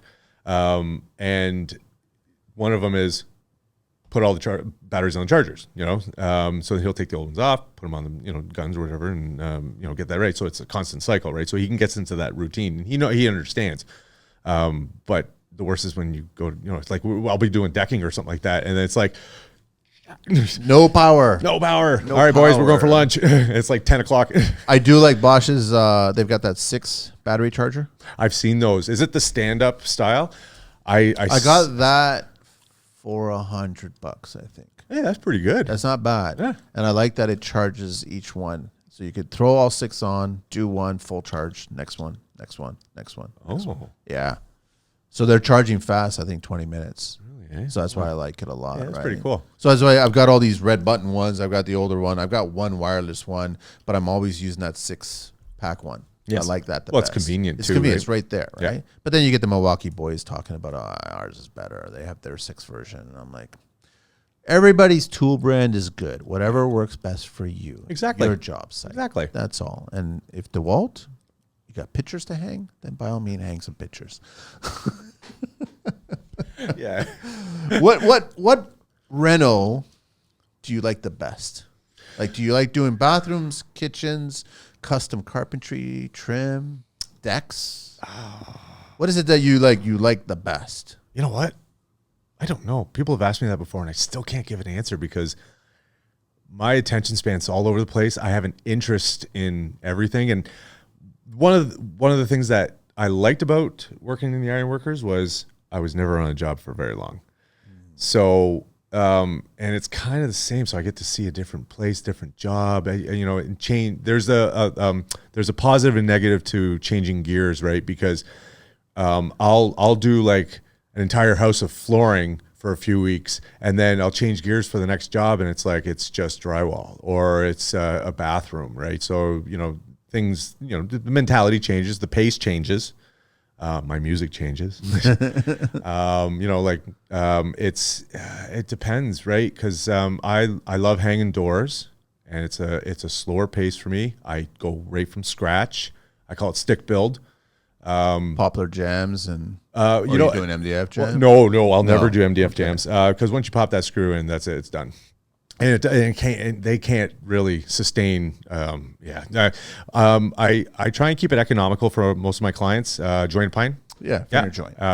Finger joint's great. It is. It's great. And I just love the smell of the wood when you cut it. Right. MDF don't like it that much. No. It's good for some things. I love hanging doors. I love the slow pace of the doors. I even told the kid when we were in that basement there. I like to listen to classical music when I got my doors hanging because it's a slow pace. It's very meticulous. It's methodical. There's no rush. But when I'm putting in hardwood, Slipknot all the way. Oh yeah, right. So it varies. And then when I'm doing, we're doing drywall, I got the classic rock on. So it's all over the place. Yeah. When does Brittany show up? Usually at the end of the day, after everyone's gone, I'm in my car alone crying. It hit me one more time. That's hilarious, man. Yeah. I love it. And I'm the same way too, but then you can't deal with that house full of young guys.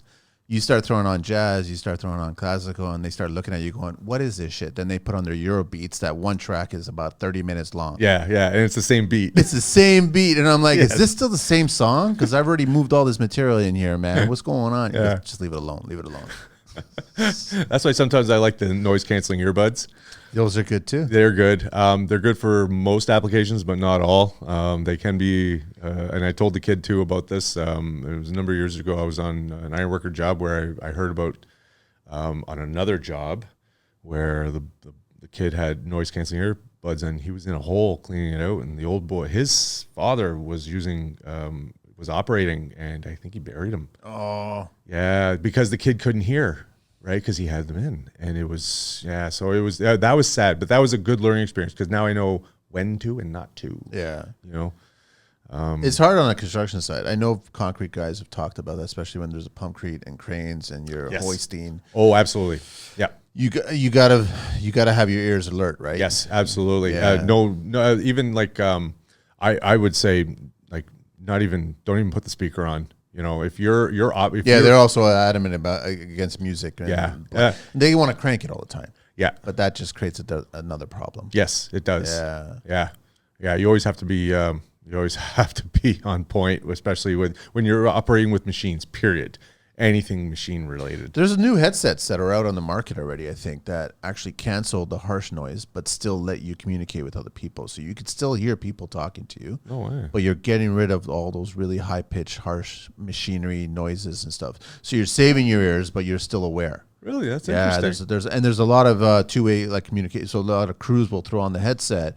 So it's like us talking on the show right now. It's like that. And so these are all new techs that are all coming and they're out there already. I think 3 of them already has it. I wonder if they have a different wave frequency. It's got to be something. Yeah, that's what I'm thinking. They're able to absorb that or isolate that, right?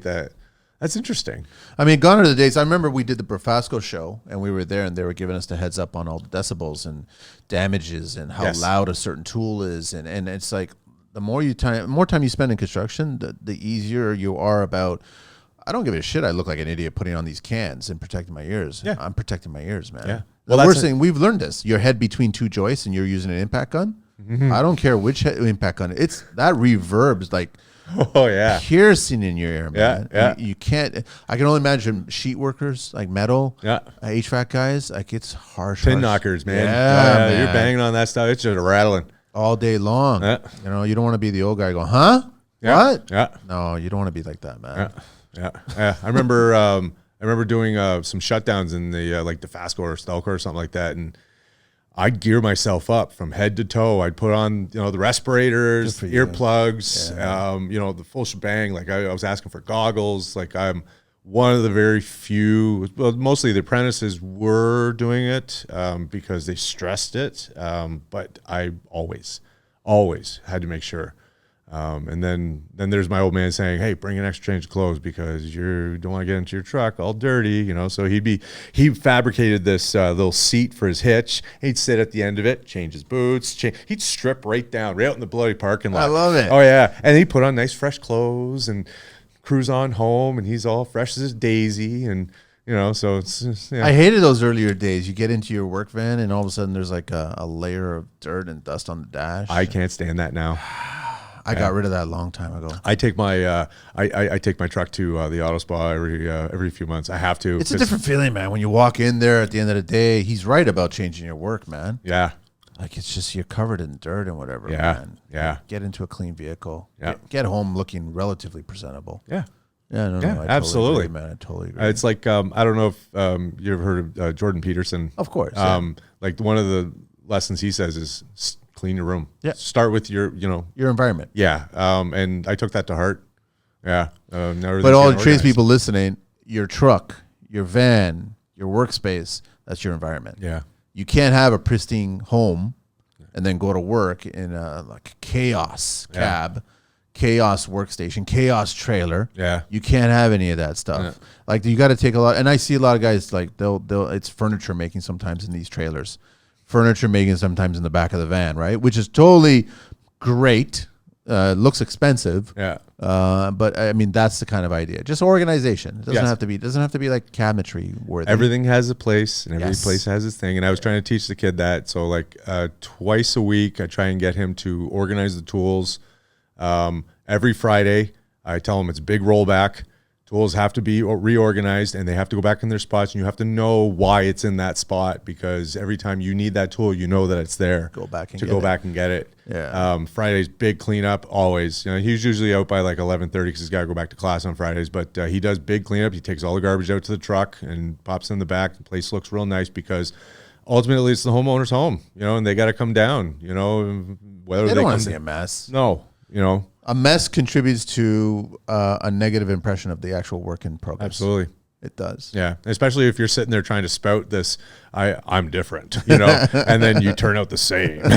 Then you're not. No. How'd you get it's a whole high school program, or you came across it? Or Okay, so it's a little nepotistic. All right. If you don't want to share, you don't have to share. No, I'm more than happy to. No, I'm really happy to go down this road.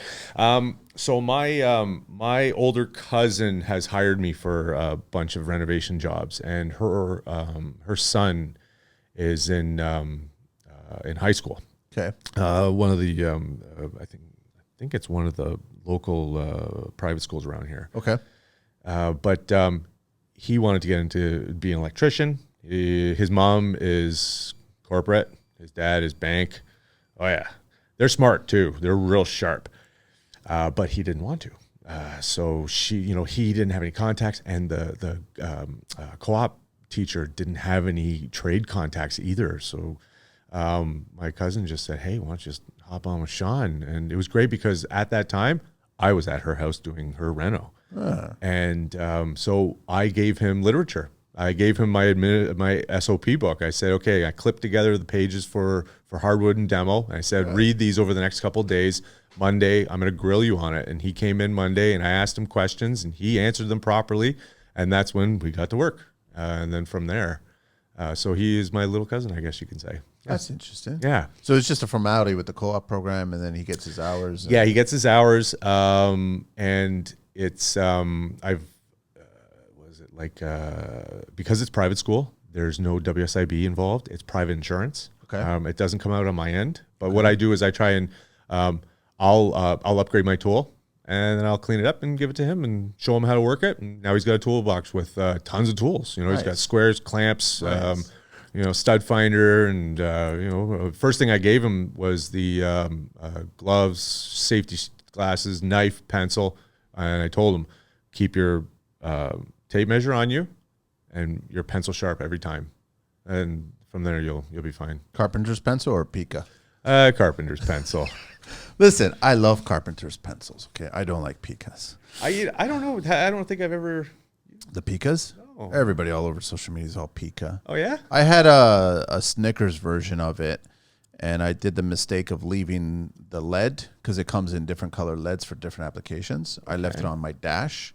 Summertime. Oh, okay. It just became all. Oh, it's like a wax. Yeah, it's all melted. Oh, yes, I've seen it. We used to use them with my old flooring boss. Yeah. Yeah. I could never find the lead for them. I always had the holsters, but I couldn't find the leads because they were great for flooring. Because really, you had like you have to leave it a 3/4 gap, right? So it's easy to just find that spot. Whereas, I'll be cutting a threshold, and it's like, got to use a knife. It's got to be perfect, right?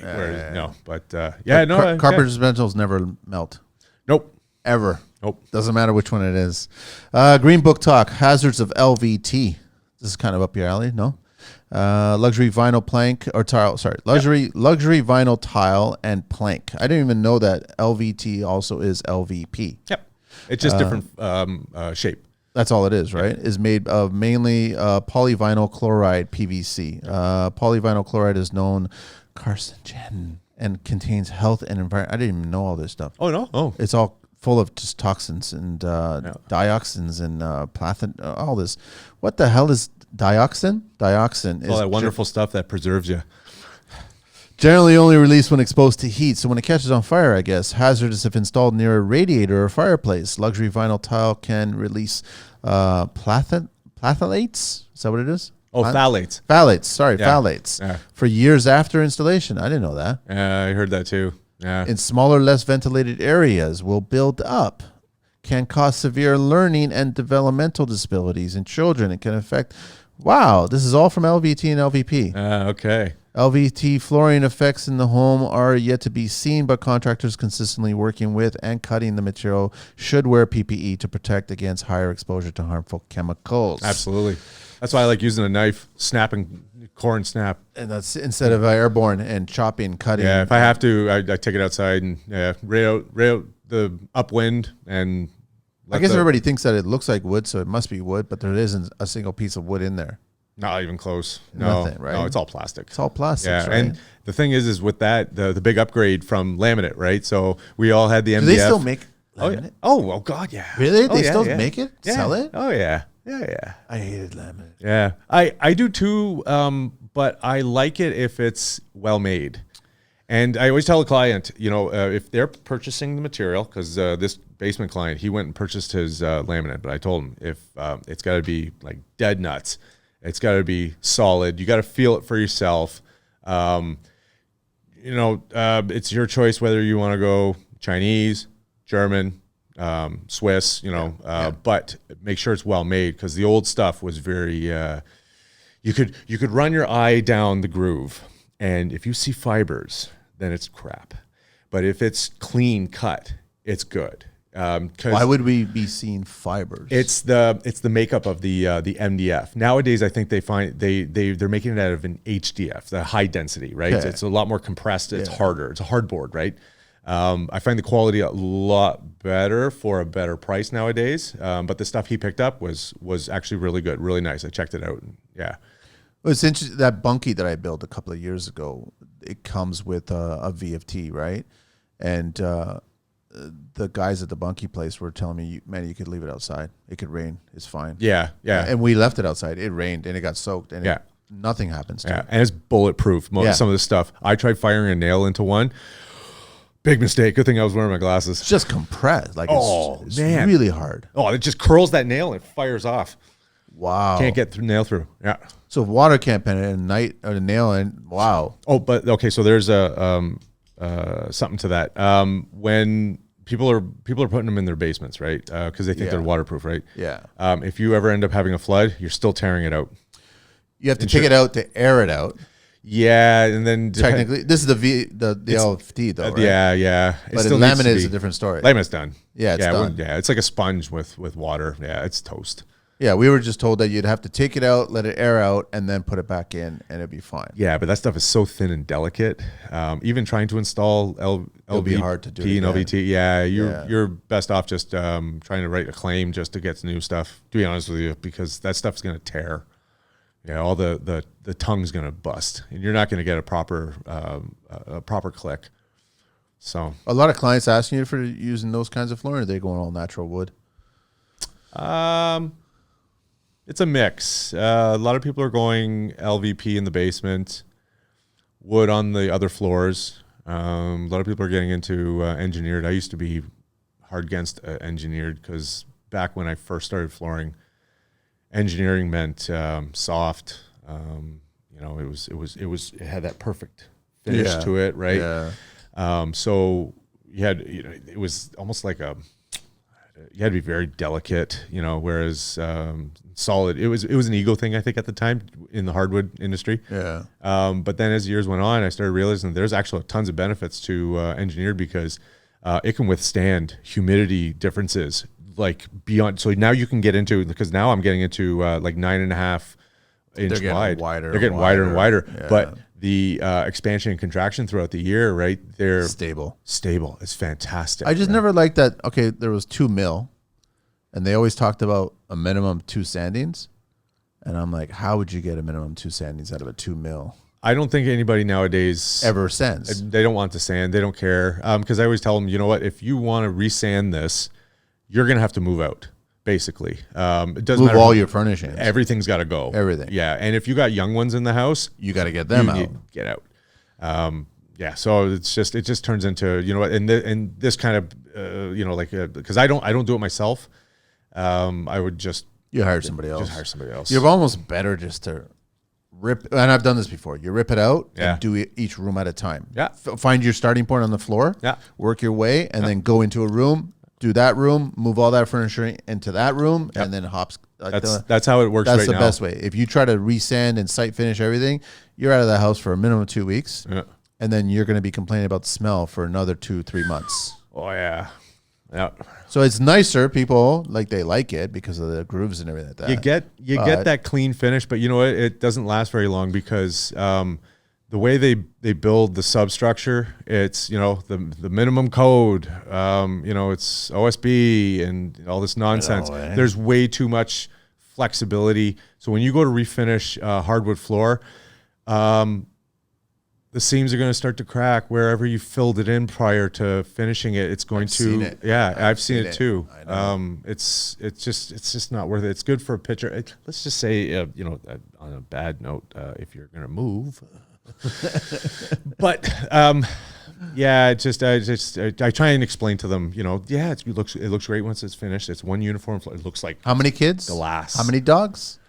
Oh yeah. Okay, let's go towards the rustic hands. Yeah, or distressed, or a lot of, and now the thing is light natural blonde floors with dark accents, which is really nice. And now I have to redo my house now because of that. So yeah. We're gonna wrap up soon. Okay. That went by. Jeez, that was awesome. It's been like 100 minutes so far. Right? So, is there anything else you want to share, or before I get into the 12 questions? Well, okay. So I'd like to give a huge shout outs. I'd have to give big shout outs. For starters, both my parents for believing in me.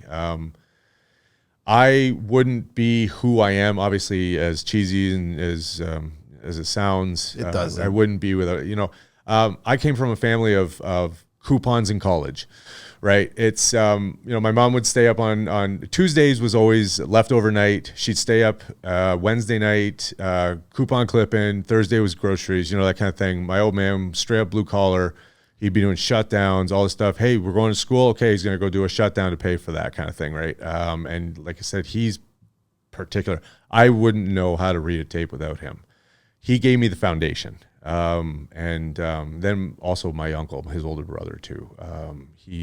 Same thing. He gave me some foundation as well. It's been unbelievable. And then also one of my mentors, Dave Guccione, he was an iron worker as well. He, my old man was his mentor, and then he became mine, and I model everything that I do off these two guys. Like my job site is squeaky clean because they showed me how. Yeah. I had the co-op teacher come in for on-site evaluation. How was that? It was great. She's very passionate about the students. She stayed for over an hour, which is, I think, pretty much unheard of. We talked everything, mostly job related and site and students. And she talks about how she's been through a few schools. She's done the public system, and now she's doing the private system. She says there's no funding. Nobody pushes trades, shop class, nothing. There's nothing for the kids. She's got an in now with you, though. Yes, and I think that might actually help. Yeah. So like she got to see. I went out and I bought a 4-foot folding table because I need my table. I brought 2 chairs. I put up a shelf. We've got a coffee maker. We've got a kettle. All the shebangs, salt and pepper, gotta have them, and it's gotta be clean. And at 11 o'clock, I tell the kids, set your alarm every day. You gotta go clean, whatever tools you're using, get the coffee ready to roll, because by about 11:15, we're having our first break. And that's it. He's got it poured for me. It's fantastic, right? But then I'll buy lunch once in a while, and then he gets tools. And, every so often, because I don't pay him, I fill his gas tank, Nice. So it's, it works out. So these guys have showed me how to properly organize myself and run a respectable job. Because if you don't respect the men and women that are working alongside you, then it's just tumultuous and treacherous. You can't get to that destination. That's got to be a big uphill for a lot of kids getting into trades, trying to find that one mentor, let alone 3 or 4 mentors out there, right? Yeah.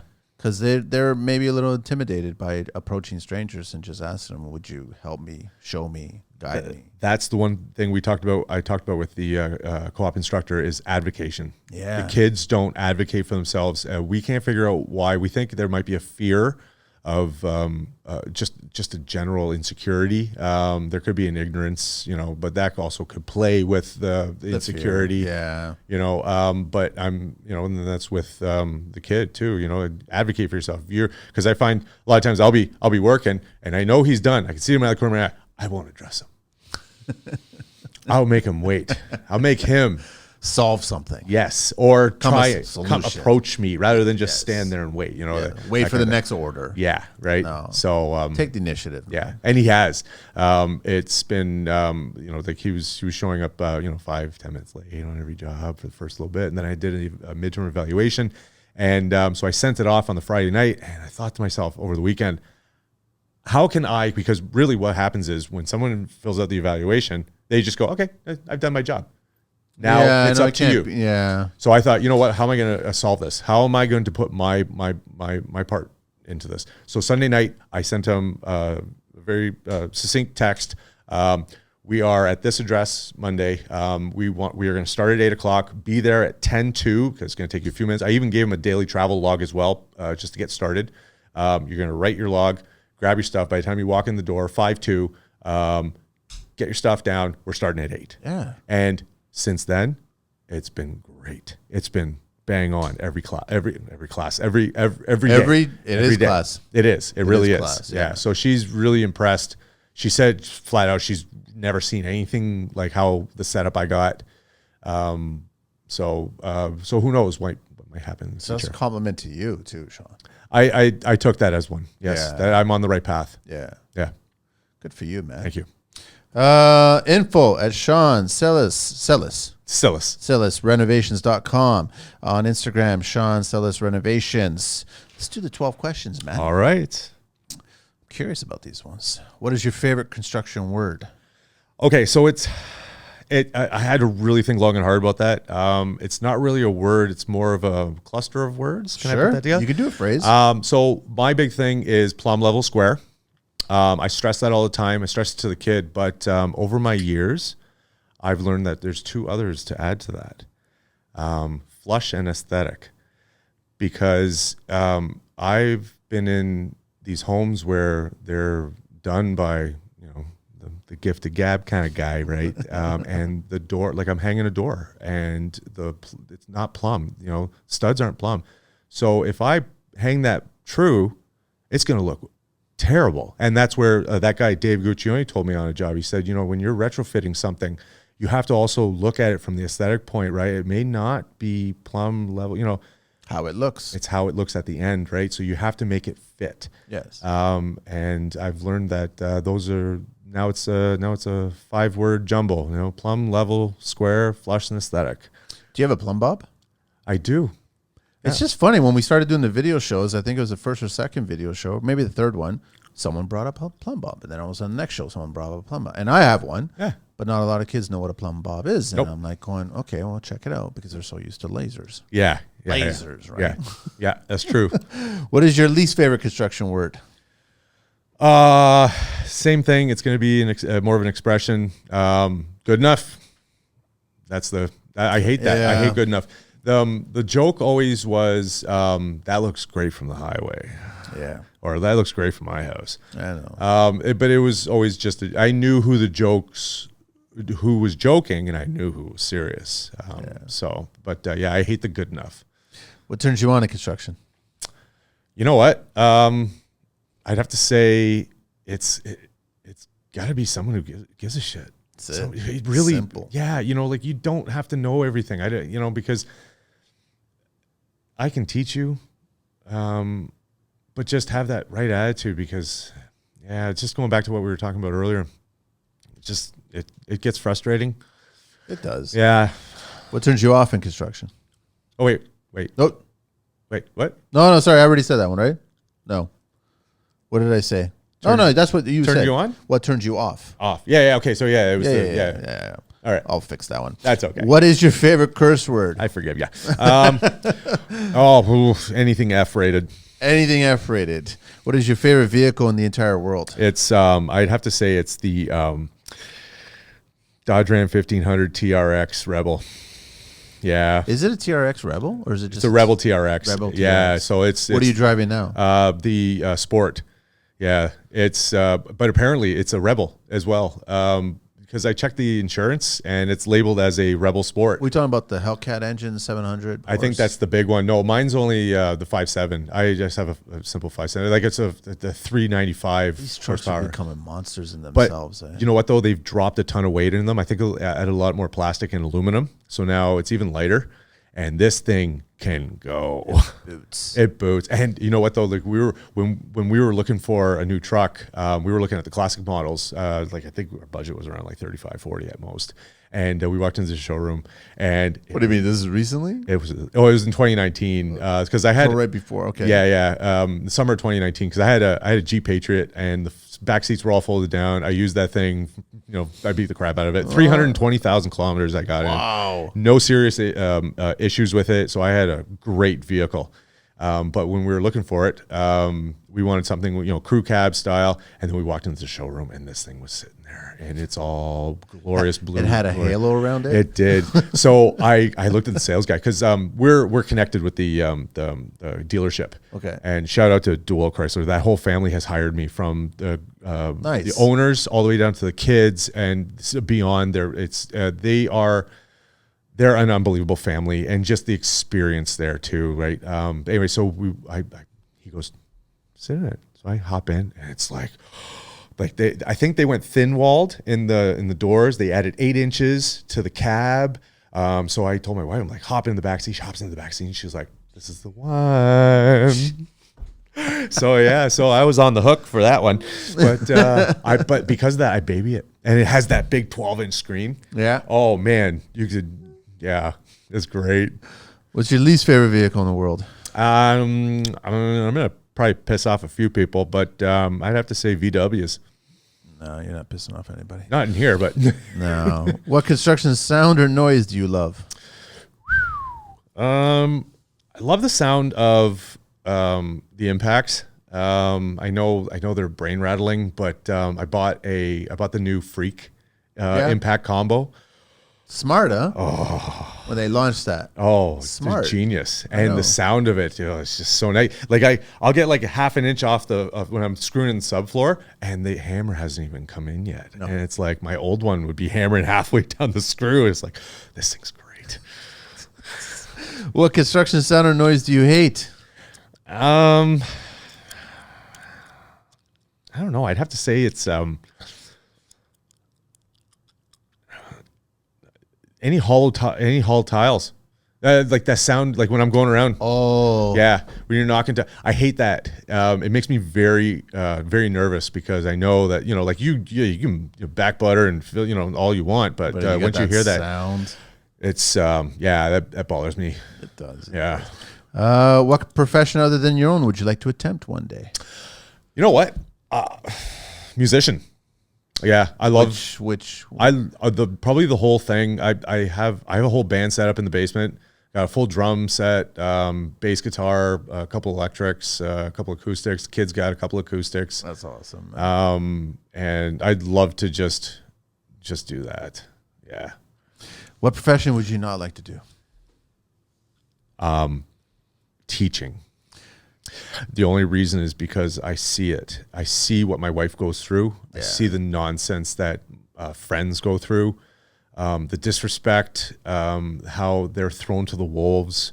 They're attacked on all angles, from above, from below, from the side. The side is like they don't support each other as teachers. Sometimes in the schools, like the principals will run a divide and conquer school where everyone's walking on eggshells. Really? Yeah, it's brutal. This is her second school she's been at, and depending on the principal that comes in too, right? And they have a different way of operating, right? Mm-hmm. Some of them I've met a couple of them that were fantastic, but they were scaling the ladder, So okay, so now you're not a principal anymore. Great, now we got to deal with whoever else comes in. But are we forgetting about the kids? That's the thing; they're forgetting about the kids completely, and it's more of like the principals just seem to just want to cater to the parents. Like, and I don't mean all of them. Okay. Yeah. I mean the ones that I keep hearing complaints about, because they want to keep peace and they'd rather just throw their, the teachers, because they're below them or something. I don't know. It's really frustrating. I feel really bad for teachers because really their hands are tied.